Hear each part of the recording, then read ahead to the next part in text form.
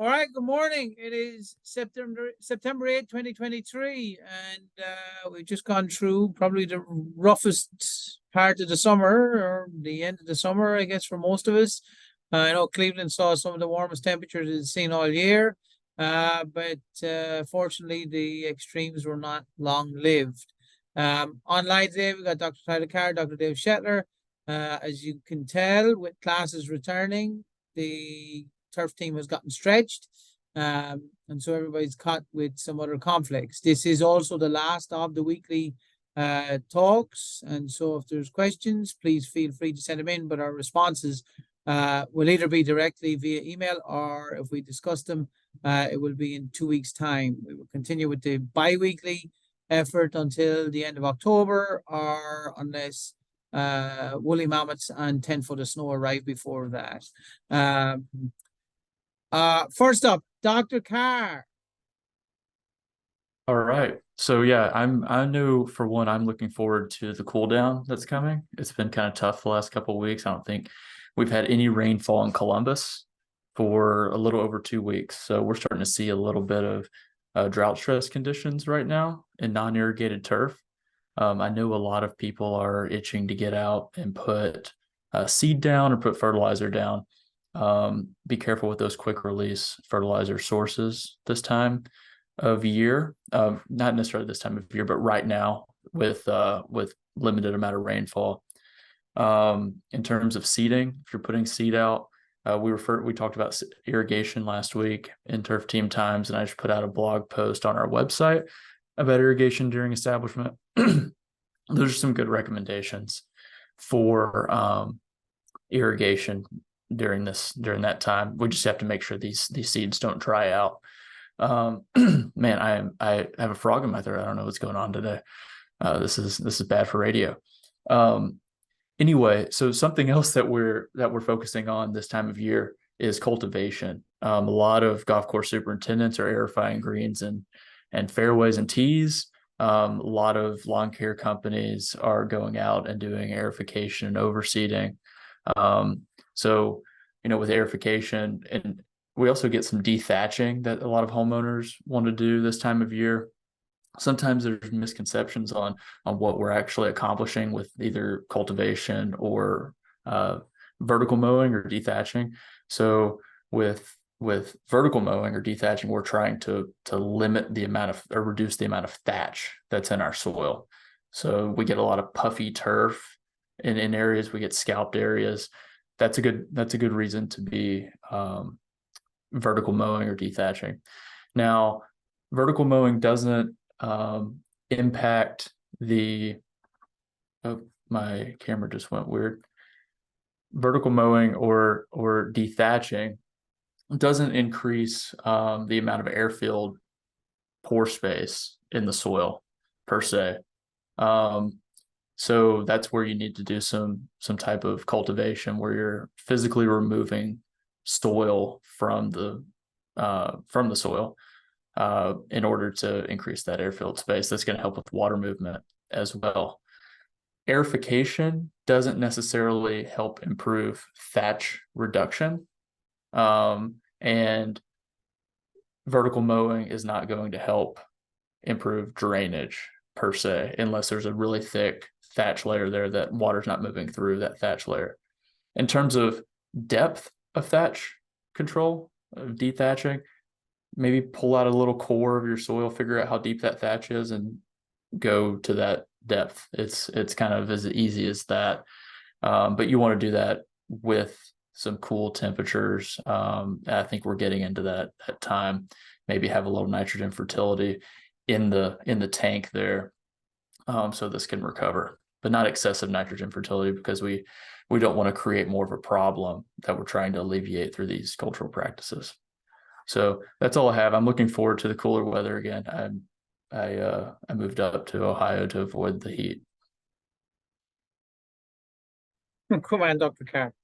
I will say, I would assume that the irrigation practices for those newly established lawns, if people have made progress on establishment, they can start to pull back on the water. Is that true, Tyler?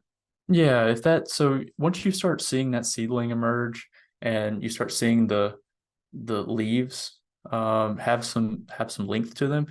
I kind of like to think about the length of the leaves being somewhat equivalent to the length of the root. So if you have 2-inch leaves, your roots are going to be about 2 inches.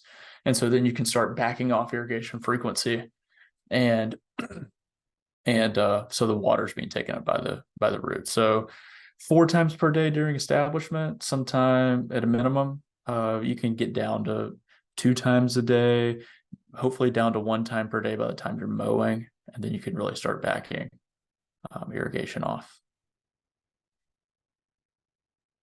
All right, Dr. Carr. Dr. Shetlar, follow that up.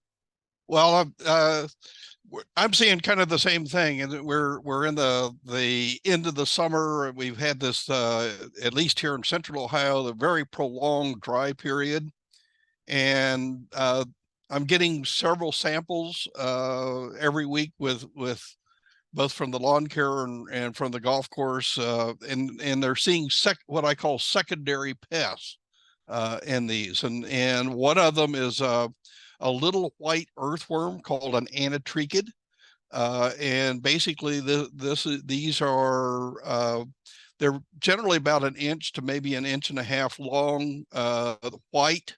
And a lot of people mistake them for nematodes, but if you look at them closely, they do have segmentation. So they're little earthworms, and all they're doing is feeding on the decaying organic matter. This morning, before our turf team times, I had another distributor that had a client who had sent him a very nice little video and some pictures of darkwing fungus gnat larvae. And again, and in this case, it was beautiful. They sent me a close-up of the larvae, which was easy to identify, a little video, and then the thing that I always like to see, a picture of the lawn, of what it looked like. And it looked like a typical lawn that had gotten hit bad, probably with some fungus diseases and the drought, and had some thatch, and these little fungus gnat larvae were feeding on the dead organic matter that was there. So that's kind of the insect update right now.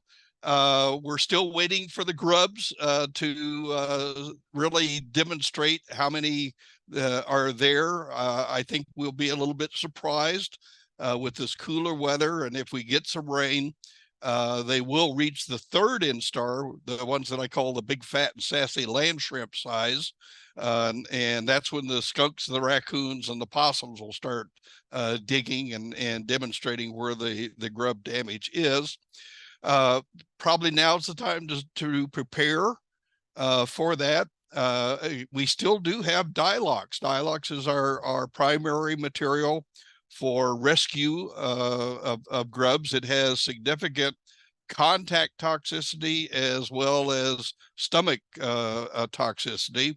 If the grubs are still feeding, clothianidin or Arena Aloft has also been very good as a curative or rescue treatment for third instar white grubs that do appear, if they've got some brown stuff in their gut and are still feeding. If they've turned kind of a cheesy yellowish color, that usually means they've stopped feeding. So you'll need a contact insecticide for that.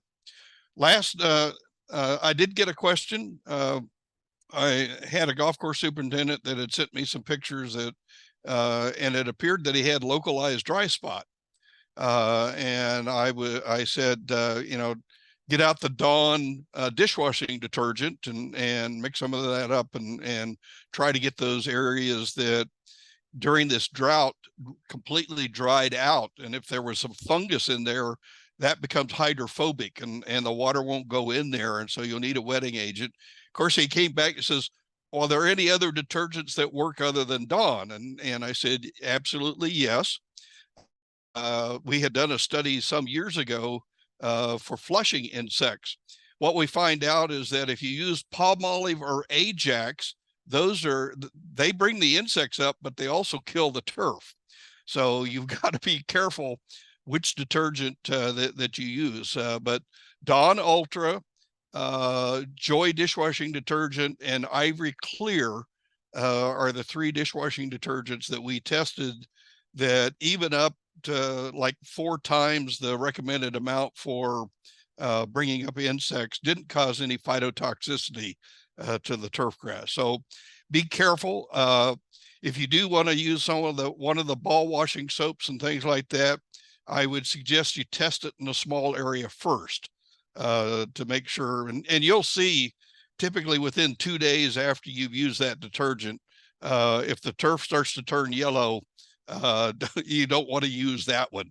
And so, or you end up with more turf damage than the localized dry spot. So that's my part for today. Dr. Shetlar states the obvious. If you kill it, don't use it again. Right.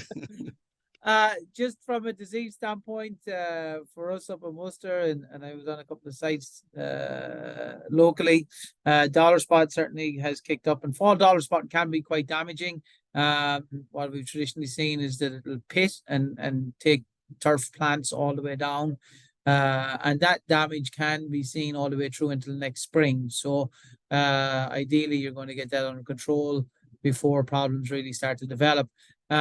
Did not see or hear of any large scale problems occurring with things like Pythium brown patch and grey leaf spot. So that probably has dissipated now as far as concerns. There is some leaf spot out there, I've noticed. And the other thing definitely that's running around, particularly on older perennial ryegrass cultivars, is rust has kicked up. But that would not be abnormal for this time of year.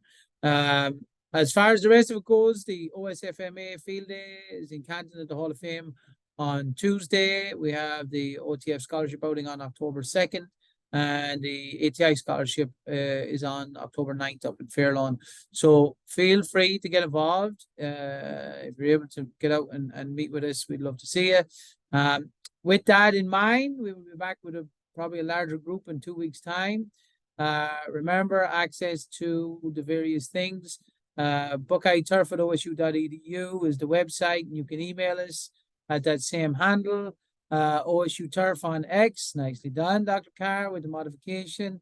OSU ATI Turf on X as well, and then Turf Team Times is on Spotify and podcasts.